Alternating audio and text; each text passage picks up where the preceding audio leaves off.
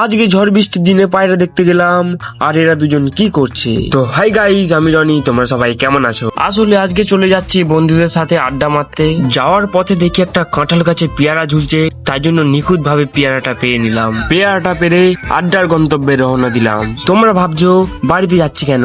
কারণ আমরা বাড়িতেই আড্ডা মারি, এটা একটা বন্ধুর বাড়ি। রাত্রির আমরা ছাদে আড্ডা মারি, আর বেলায় সিঁড়ি বা এই ঘরে আড্ডা মারি। এই বাড়িটা মডিফিকেশন হচ্ছে, ঠিক এই লাক্সারি রুমের মতো দেখতে লাগবে। এখানে সিঁড়িও কমপ্লিট হয়ে গেছে।